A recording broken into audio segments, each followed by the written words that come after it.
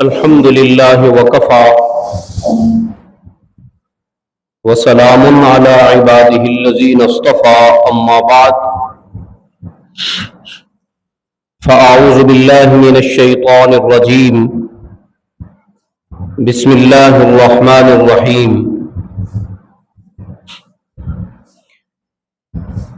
إنا أنزلناه في ليلة القدر وما أدراك ما ليلة القدر ليلة القدر خير من ألف شهر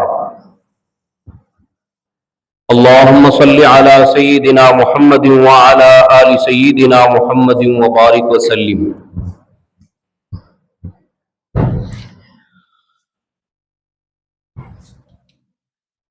رمضان المبارک کا آخری عشرہ کئی اعتبار سے فضیلت رکھتا ہے اور بہت سارے فضائل اس عشرے کے اندر موجود ہیں. امام ربانی مجدد الفسانی رحمۃ اللہ علیہ فرماتے ہیں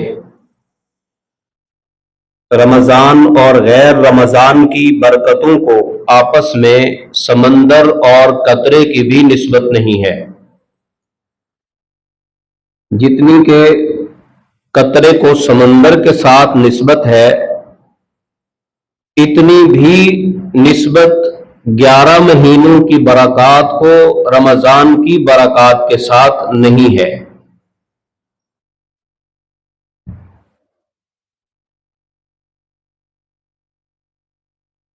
تو گویا رمضان اللہ رب العزت کی رحمتوں کا بہتا ہوا بحر بے کناں ہے جس کی گہرائی اور جس کی لمبائی اور چوڑائی اس قدر ہے کہ انسان اس کا احاطہ اور شمار نہیں کر سکتے. آخری عشرہ کئی اعتبار سے فضیلت والا ہے. سب سے پہلی بات قرآن عظیم الشان میں اللہ رب العزت ارشاد فرماتے ہیں شہر رمضان الذی انزل فیہ القرآن کہ ہم نے قرآن کو رمضان میں نازل کیا. اب رمضان ایک پورا مہینہ ہے، اس میں دن بھی ہے، راتیں بھی ہیں، صبحیں بھی ہیں، شامیں بھی ہیں، افطار بھی ہے، سحر بھی ہے، وقت تہجد بھی ہے. تو قرآن رمضان کے کون سے لمحات اور کون سے ایام اور کون سے اوقات میں نازل کیا گیا، قرآن کریم نے پھر اس کی وضاحت فرما دی.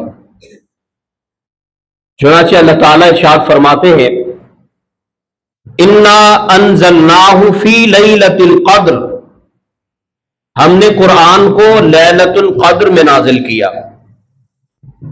وما ادراک ما لیلۃ القدر تمہیں کیا پتا لیلۃ القدر کیا ہے.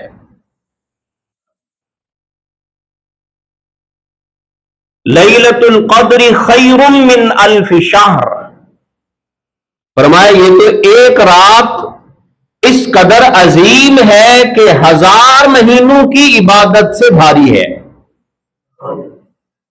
1000 مہینوں سے بہتر ہے. خیر من الف شہر اور پھر بھی اس کی کوئی لمٹ متعین نہیں فرمائی. ارشاد فرمایا کہ خیر من الف شہر 1000 مہینوں کی عبادت سے بھی زیادہ ہے، بہتر ہے.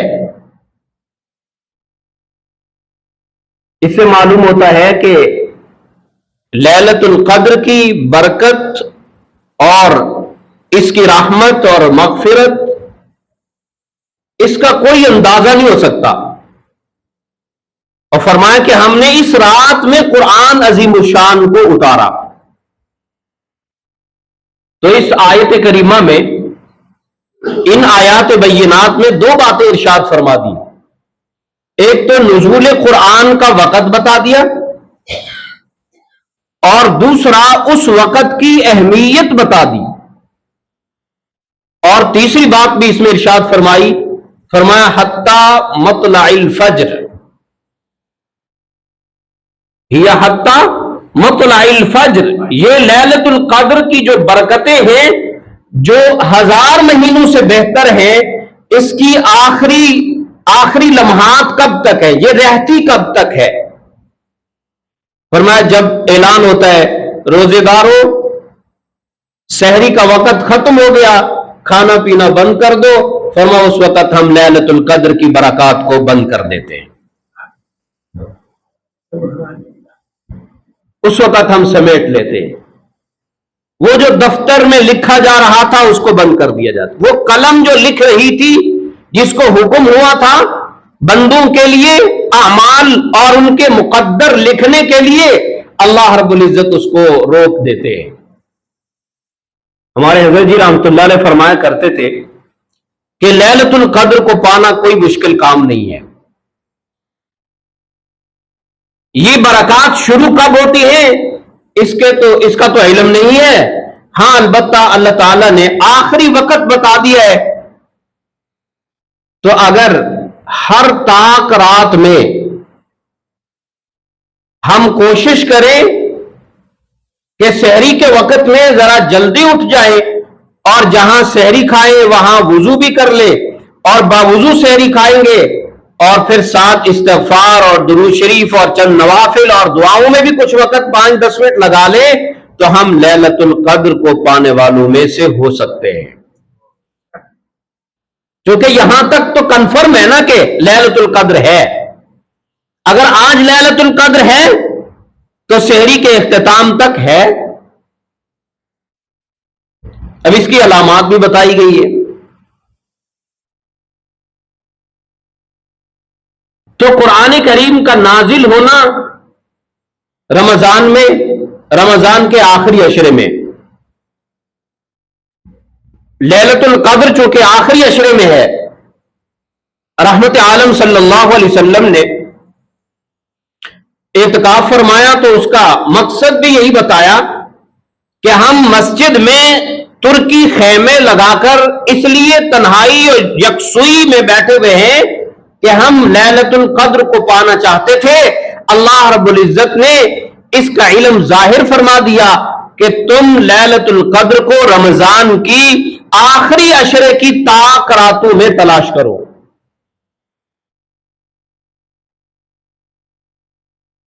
تو رحمت عالم صلی اللہ علیہ وسلم کے اس ارشاد سے یہ بات بھی معلوم ہوتی ہے کہ طاق رات کو اخذ کرنا، حاصل کرنا اور اس کو تلاش کرنا ہے، مطلب تلاش کے لیے محنت جدوجہد کرنا ہوگی، کچھ مشقت برداشت کرنا پڑے گی۔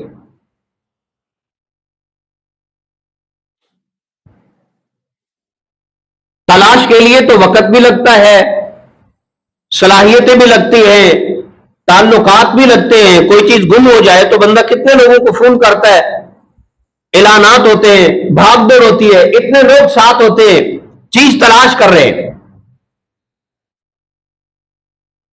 تو نبی علیہ السلام نے فرمایا، اللہ تعالیٰ فرما رہے تم آخری عشرے کی طاق راتوں میں تلاش کرو۔ آسان کر دیا، ایک رات آرام کی اور ایک رات کام کی۔ ایک رات جفت ہے اور ایک طاق ہے۔ اب طاق رات میں تلاش کرنا ہے تو ایک رات آرام کے لیے چھوڑ دی اور ایک رات کام کے لیے رکھ دی کہ تم آرام بھی کر لو اور کام بھی کر لو تاکہ تمہاری دنیا بھی بنتی رہے، آخرت بھی بنتی رہے۔ تو رمضان کے آخری عشرے میں اعتکاف بھی ہے، رمضان کے آخری عشرے میں اعتکاف کے ساتھ ساتھ لیلۃ القدر بھی ہے، اور لیلۃ القدر کے ساتھ ساتھ یہ ایسی بابرکت کہ 1000 مہینوں سے بہتر بھی ہے، اور اللہ رب العزت نے اس میں قرآن کریم کو بھی نازل کیا، اور پھر رحمت عالم صلی اللہ علیہ وسلم کا ارشاد ہے، فرمایا کہ رمضان کا ایک حصہ رحمت ہے، ایک مغفرت ہے، اور ایک عتق من النار ہے، جہنم سے آزادی کا مہینہ ہے، جہنم سے آزادی کا حصہ اور عشرہ ہے۔ تو تین حصے اگر کیے جائیں تو تین عشرے بنتے ہیں۔ پہلا عشرہ 10 دن کا، پھر دوسرا عشرہ 10 دن کا، اور پھر تیسرا عشرہ۔ یہ 3 عشرے ہوں تو پھر مہینہ پورا ہوتا ہے۔ تو اس سے معلوم ہوتا ہے کہ اللہ رب العزت نے پہلے 10 دنوں کو رحمت کے ساتھ خاص کیا، دوسرے 10 دنوں کو مغفرت کے ساتھ خاص کیا، اور تیسرے 10 دنوں کو مغفرت کے بعد عتق من النار یعنی جہنم سے آزادی کے لیے متعین فرما دیا اور اس کو مختص کر دیا۔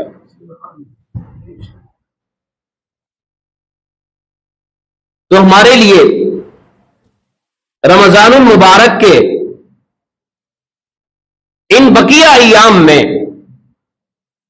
ایک تو اعتکاف ہے،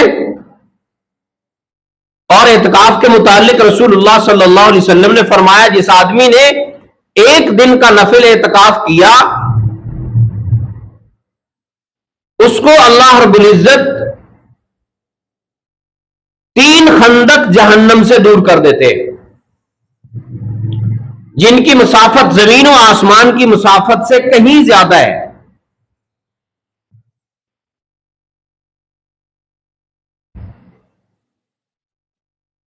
اور پھر اسی عشرے کے اندر لیلۃ القدر کو رکھ دیا۔ لیلۃ القدر کے لیے اگر کوئی تلاش کے لیے آیا، لیلۃ القدر کو پانے کے لیے آیا،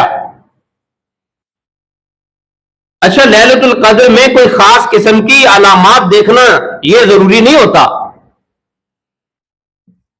اصل میں لیلۃ القدر کی اس رات میں، قدر والی اس رات میں عبادت کرنا، رجوع اللہ کرنا، اللہ سے دعائیں مانگنا، دین کی، دنیا کی، آخرت کی، جو بھی مانگنا ہے اللہ تعالیٰ سے مانگے، کیونکہ اللہ رب العالمین لیلۃ القدر کو اللہ تعالیٰ نے خاص متعین فرما دیا ہے کہ جو بھی آئے گا میں اس کو معاف کر دوں گا۔ اب جب صلح ہو جاتی ہے تو پھر عطائیں بھی شروع ہو جاتی ہیں، آنا جانا بھی شروع ہو جاتا ہے، تعلقات بحال ہو جاتے ہیں، اور پھر جب بندہ کوئی چیز دینا چاہتا ہے تو دیتا ہے، کسی کو بلانا چاہتا ہے تو اس کا بھی نام ہوتا ہے بلانے کا، تو مخصوص تعلقات شروع ہو جاتے ہیں۔ اب تعلقات بحال کرنے کے لیے لیلۃ القدر ہے، اور لیلۃ القدر میں جب اللہ سے تعلق بندے کا بحال ہو جاتا ہے پھر ہمیشہ ہمیشہ کے لیے اللہ رب العالمین اپنے بندے سے دوستی لگا لیتے ہیں، اور بندے کا اللہ سے تعلق بن جاتا ہے۔ پھر بندہ جہاں کہیں بھی ہوتا ہے، جب کہیں بھی اللہ سے مانگتا ہے تو اللہ تعالیٰ اس کی دعاؤں کو قبول فرماتے ہیں۔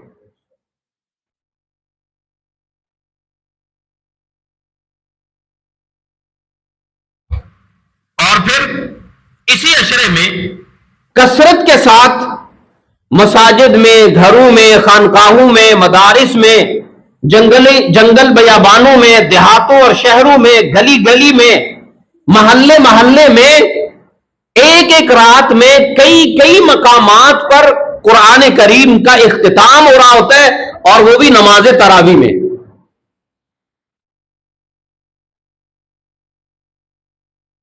کہیں چھوٹی عمر کے بچے پڑھ رہے ہوتے ہیں، کہیں بوڑھے سفید ریش پڑھ رہے ہوتے ہیں، کہیں مرد اور کہیں خواتین اور عورتیں اور بچیاں، قرآن کے عشاق، قرآن کے حافظ اور قاری، قرآن سے تعلق رکھنے والے مسلسل قرآن کریم پڑھ رہے ہوتے ہیں اور سنا رہے ہوتے ہیں اور سن رہے ہوتے ہیں۔ اور اسی طرح رمضان المبارک میں قرآن کریم کو مکمل کرنے کا جذبہ رکھنے والے مسلمان کثیر تعداد میں، ہر گھر کے اندر کئی افراد ہوتے ہیں جو قرآن کریم کو مکمل کر رہے ہوتے ہیں، اور یہ سارا قرآن کریم کے اختتام کا دورانیہ یہ آخری عشرہ ہوتا ہے۔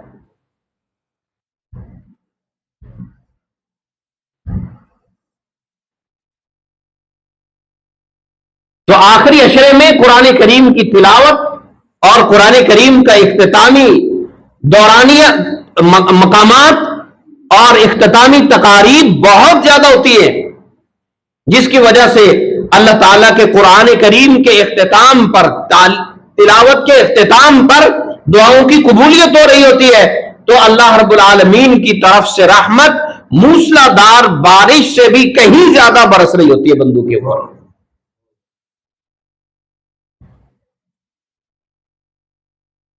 تو آخری عشرے کی برکات اور فضائل کو اگر بندہ ان کا احاطہ کرے تو ایک چھوٹی سی نشست میں بہت مشکل ہے۔ اس بات سے اندازہ لگایا جا سکتا ہے کہ اللہ رب العالمین نے ہمارے لیے اس آخری عشرے میں کس قدر انعامات رکھ دیے۔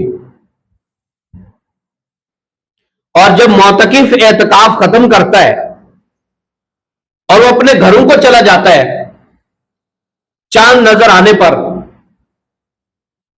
تو ملائکہ محلے کے گلی کوچوں میں تلاش کر رہے ہوتے ہیں اور وہ اعلان کر رہے ہوتے ہیں کہ وہ اللہ کے پڑوسی کہاں چلے گئے، اور وہ مسجدوں کو آباد کرنے والے کہاں چلے گئے، وہ دن رات مسجدوں میں رہنے والے کہاں چلے گئے۔ تو وہ ان اعتکاف کرنے والوں کو محلے کے گلی کوچوں میں، شہر بازار دیہاتوں میں ڈھونڈ رہے ہوتے ہیں۔ یہ ان کی مقبولیت اور ان کے ہاں اللہ کے مرتبے اور شان اور عظمت کی دلیل ہے۔ اور جب معتکف اعتکاف سے فارغ ہوتا ہے تو اللہ تعالی کی طرف سے اسے انعام دیا جاتا ہے۔ ہمارے ہاں تو جب کوئی مہمان آئے واپس جانے لگے تو اس کو گفٹ دیا جاتا ہے، یا بچوں کے حوالے کوئی پیسے کیے جاتے ہیں، کوئی گفٹ دیا جاتا ہے، ان کو کوئی تحفہ دیا جاتا ہے کہ مہمان آئے تھے تو ان کو تحفہ دینا چاہیے۔ تو معتکف اللہ کے مہمان ہوتے ہیں، اللہ کے گھر میں رہنے والے ہوتے ہیں، جو اللہ رب العالمین کے گھر میں اللہ کے مہمان بن کے بیٹھتے ہیں، تو اللہ تعالیٰ بھی انہیں گفٹ دیتا ہے، واپس جانے پر انہیں انعام انہیں اللہ اپنی طرف سے تحفہ دیتا ہے۔ اور وہ تحفہ کیا ہوتا ہے؟ حدیث پاک میں ہے، نبی علیہ السلام نے فرمایا جب معتکف اعتکاف کر لیتا ہے تو اللہ رب العالمین اسے گفٹ کے طور پر جو انعام دیتے ہیں وہ 2 حج اور 2 عمرے کا ثواب دیا جاتا ہے۔ 2 حج اور 2 عمرے کا ثواب حاصل کرنا۔ اچھا، جو بندہ یہاں سے سفر کر کے حرمین جاتا ہے وہ بھی تو ثواب ہی چاہتا ہے نا، کہ مجھے ثواب ملے گا، حج کروں گا تو مجھے ثواب ملے گا، عمرہ کروں گا تو مجھے ثواب ملے گا، میرے پاس ثواب آئے گا۔ جس طرح کے بندہ بزنس کرتا ہے، کوئی آدمی کسی کے ملازم ہو کے کام کر رہا ہوتا ہے یا کوئی اپنا کام کر رہا ہوتا ہے، مقصد دونوں کا ایک ہی ہوتا ہے کہ مجھے پیسے ملیں گے، مال اسباب آئے گا جس سے میری زندگی راحت اور آسانی کی طرف چلے گی۔ تو مسلمان کا ہر عمل اس لیے ہوتا ہے کہ اللہ راضی ہو جائے اور مجھے ثواب مل جائے۔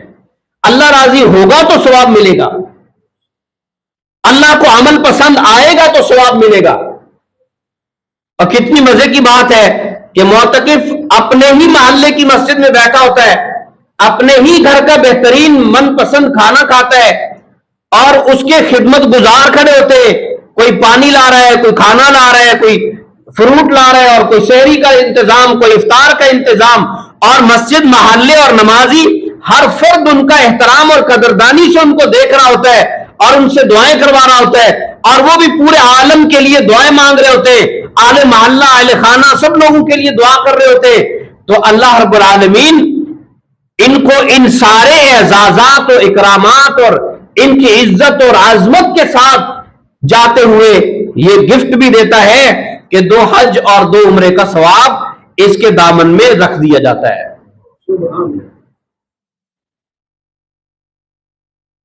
دن رات مسلسل اللہ کی رحمت جاری، مختلف انداز سے انسانوں کی طرف، مسلمانوں کی طرف، ایمان والوں کی طرف اللہ کی رحمت متوجہ ہوتی جا رہی ہے۔ اور جب چاند نظر آ جاتا ہے، اعلان ہو جاتا ہے کہ عید کا چاند نظر آ گیا، عید کا چاند نظر آنے کے بعد پھر رمضان المبارک کی برکات ختم نہیں ہوتی بلکہ اور بڑھ جاتی ہے۔ کام شروع ہوا کھدائی سے، پھر اس میں بجری ڈالی گئی، پتھر ڈالے گئے، روڑا ڈالا گیا، پھر اس پہ عمارت شروع ہوئی، اور یہاں تک کہ مکمل پیٹ ہو کر ہر چیز تیار ہے اور رہنے کے قابل بنا دی گئی۔ اس وقت جو لوگ کام کے لیے آئے تھے تو کام کروانے والا ان سے اتنا خوش نہیں تھا، اور جب کام مکمل ہو گیا اور کام کروانے والے کی مرضی کے مطابق انہوں نے صحیح معنوں میں دیانتداری کے ساتھ پورا کام کر کے دے دیا اور اس کو خوش کر دیا، تو اب وہ صرف مزدوری نہیں دیتا۔ اگر آدمی سخی ہو، اس کے سینے میں دل ہو، سل نہ ہو، اس کا دل ہو، دل پتھر نہ ہو، تو وہ پھر صرف یہ نہیں کہتا کہ آپ نے 10 دن مزدوری کی ہے تو یہ لو آپ کے 10,000۔ وہ کہتے ہیں نہیں، یہ 1000 آپ کے انعام کا ہے، یہ 500 آپ کے بچوں کی مٹھائی کا ہے، چلو جاتے جاتے یہ 500 اور بھی لے جاؤ، آپ نے میرا دل خوش کر دیا۔ اللہ رب العالمین ایک ایک لمحے پر، ایک ایک لمحے کے گزرنے پر اللہ تعالیٰ اپنے بندوں سے راضی اور خوش ہوتا جاتا ہے، انعامات دیتا جاتا ہے، رحمت کو مغفرت میں بدلتا ہے، مغفرت کو عتق من النار میں بدلتا ہے، اور پھر عتق من النار سے آگے بڑھ کر اللہ تعالیٰ اپنی طرف سے گفٹ دیتا ہے، انعامات دیتا ہے۔ اور پھر رحمت عالم صلی اللہ علیہ وسلم نے فرمایا کہ عید کی رات کو ایسے نہ سمجھو، جو رات عید کی رات آتی ہے، جو کوئی مسلمان بندہ اور مومن آدمی مرد اور عورت کہیں بھی ہو، وہ اگر عید کی رات میں جاگ کر عبادت کر کے رجوع اللہ سے اللہ کی طرف رجوع کر کے اس رات کو زندہ کرتا ہے، تو اس کا دل اس دن مردہ نہیں ہوگا جس دن سب کے دل مردہ ہو جائیں گے، وہ اس دن بھی زندہ ہوگا۔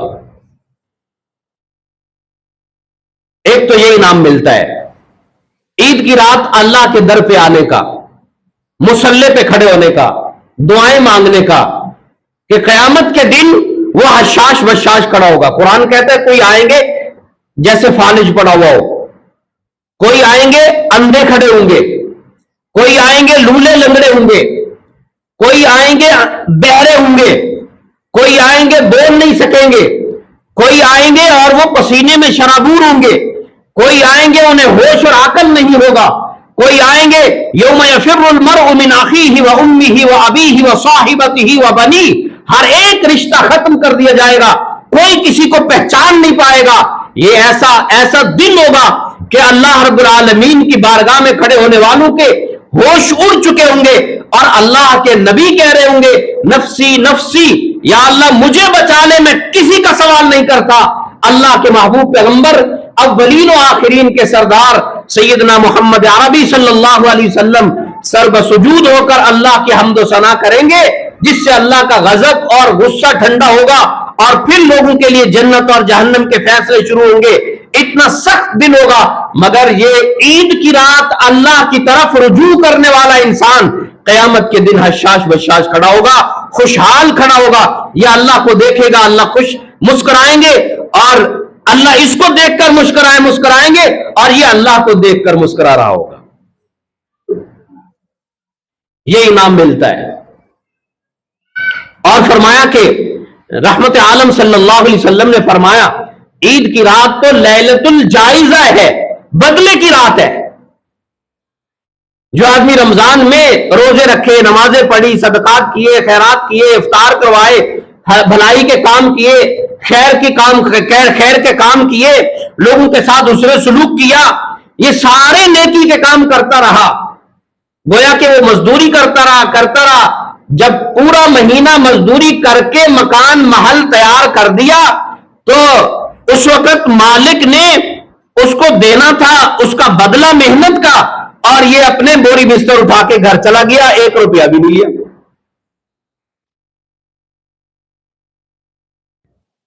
تو پوری رمضان کے مہینے میں اللہ کی طرف رجوع کرنے کا اجر اور بدلہ اور جائزہ یہ عید کی رات کو عطا کیا جاتا ہے۔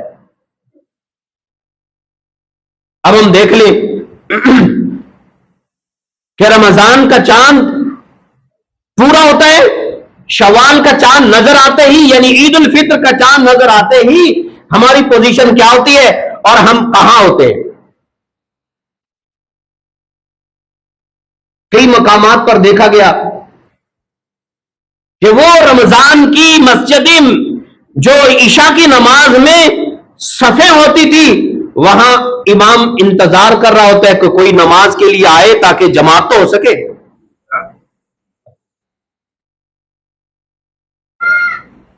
وہ مسجد جو عید کی نماز سے بھر چکی تھی اور جگہ نہیں تھی، وہ ظہر کی نماز میں دیکھ رہا ہوتا ہے ابھی تک تو کوئی نہیں آیا۔ اکیلا آذان کہنے والا مؤذن مسجد میں پریشان کھڑا ہوتا ہے، کبھی سنت پڑھتا ہے اور کبھی ہاتھ میں تصویر لے کے باہر گھومتا ہے، دیکھتا ہے، کبھی ٹہلتا ہے، کبھی گلی کی طرف جھانکتا ہے کہ کوئی نظر ہی نہیں آ رہا۔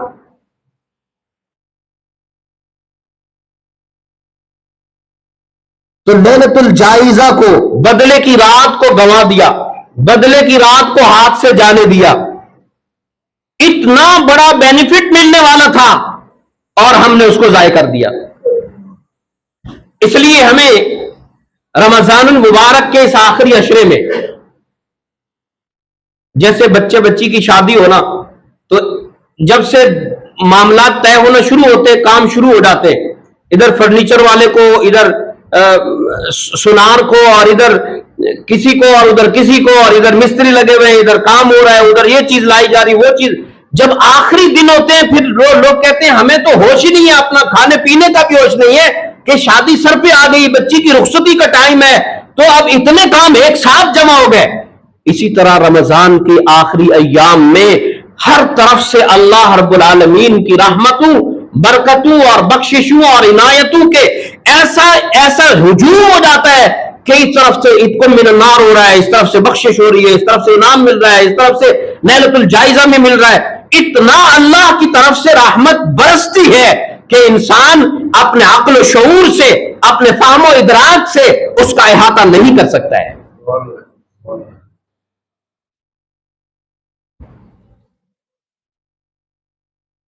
اور پھر سارا سال کہتے ہیں جی دعائیں مانگ مانگ کے تھک گئے، دعائیں قبول نہیں ہوتی۔ جب اللہ کہہ رہا تھا آؤ حل من مستغفر، ہے کوئی سوال کرنے والا، میں اس کا سوال پورا کروں، مغفرت مانگنے والا مغفرت کروں، گناہوں کی نحوست کی وجہ سے کما کما کے آتے ہیں، پوری نہیں ہو رہی، ان نحوستوں کو ختم کر دوں، کوئی ہے آئے مجھ سے مانگے، اس وقت تو آئے نہیں۔ رحمت حق کی طرف سے یہ آواز آتی ہے، ہم تو مائل بکرم ہیں کوئی سائل ہی نہیں، راہ دکھلائے کسے کوئی راہ رو منزل ہی نہیں۔ لوگ کہتے ہیں اپلائی کا ٹائم ختم ہو رہا ہے، آخری دن ہے، نہیں بڑھا دیا گیا، ایک دن بڑھ گیا، 29 کو چاند نظر نہیں آیا، اعلان ہو گیا کہ کل 30واں روزہ ہوگا، تو ایمان والوں کو کیا ہونا چاہیے؟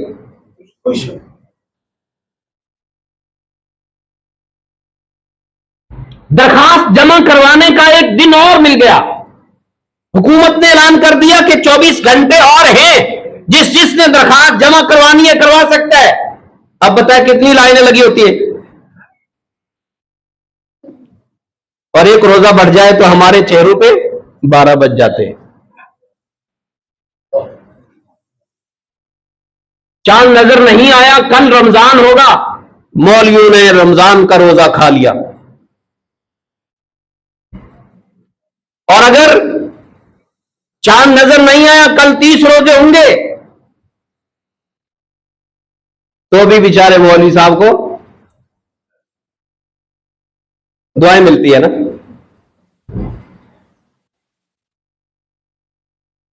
اللہ رب العالمین نے جہاں میرے لیے، آپ کے لیے وہ پوری انسانیت کے لیے راہ ہدایت کو عام کر دیا ہے.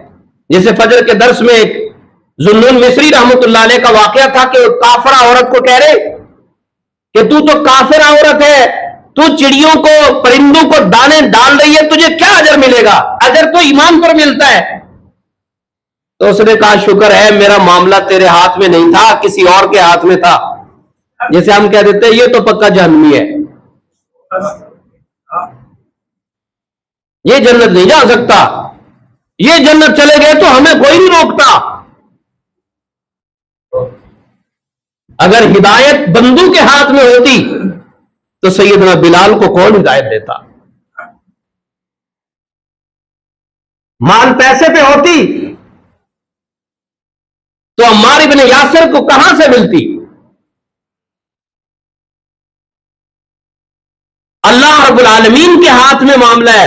ذوالنون مصری رحمت اللہ علیہ فرماتے ہیں وہ بات آئی گئی ہو گئی، اور میں چند دن کے بعد حج کے لیے حرم کعبہ پہنچا تو اسی بوڑھیا عورت کو حرم کعبہ میں کعبۃ اللہ کے پاس اللہ کا ذکر کرتے ہوئے دیکھا.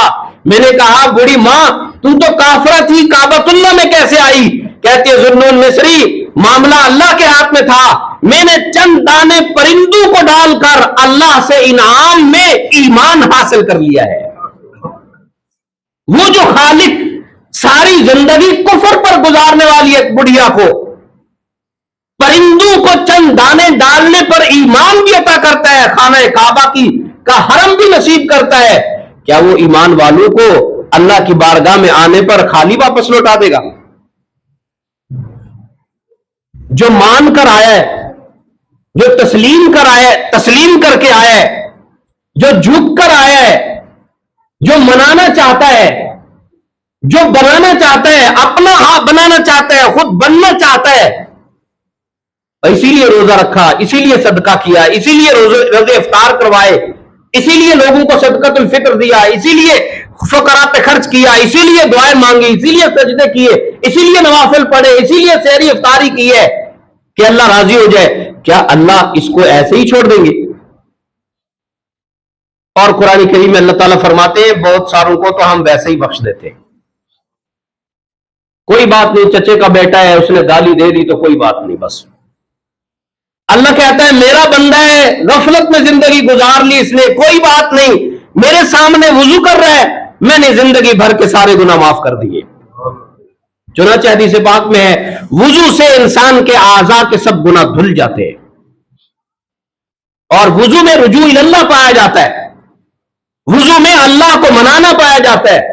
وضو اس لیے کر رہا ہے، اس کے اندر جذبات ہے کہ میں اللہ کو مناؤں، میں نے غلطی کی نماز نہیں پڑھی آج پڑھنا چاہتا ہوں. یہ احساس جو اس کے دل میں پیدا ہوتا ہے، اسی احساس کو ندامت، اسی احساس کو توبہ کہتے ہیں. اب ندم و توبہ حدیث پاک میں ہے، ندامت ہی توبہ کہلاتی ہے. جس نے ندامت سے بارگاہ الہی کی طرف قدم اٹھایا، وضو بھی نہیں کیا، اللہ زندگی بھر کے گناہوں کو معاف کر دیتا ہے. تو پھر میرا فتویٰ کہاں گیا کہ یہ تو جہنم میں جائے گا، یہ جنت میں نہیں جا سکتا، اس نے تو یہ کیا اور وہ کیا اور وہ کیا. بھائی توبہ کا دروازہ ابھی بند نہیں ہوا. توبہ کا دروازہ تب بند ہوگا جب سورج مشرق کے بجائے مغرب سے طلوع ہو جائے گا، پھر توبہ کا دروازہ بند ہو جائے گا. ابھی تک مشرق سے سورج طلوع ہو رہا ہے، معلوم ہوتا ہے توبہ کا دروازہ کھلا ہے. ابھی رمضان بھی باقی ہے، قرآن بھی باقی ہے، ایمان بھی باقی ہے، ایقان بھی باقی ہے، اللہ رب العالمین کی وہ شان بھی باقی ہے، عطا کرنے والی شان بھی باقی ہے. اللہ نے عطا کو روکا نہیں، بند نہیں کیا. اس لیے ہمارے لیے ایک ایک لمحہ اس رمضان کے باقی لمحات میں سے بہت بڑا چانس ہے اور بہت بڑا موقع ہے کہ ہم اللہ رب العالمین کو راضی کر لیں. اللہ تعالیٰ سے دعا ہے پروردگار عالم رمضان المبارک کے اس آخری عشرے کی کامل برکات ہم سب کو اور پوری امت کو نصیب فرمائے. آمین. وآخر دعوانا الحمدللہ رب العالمین.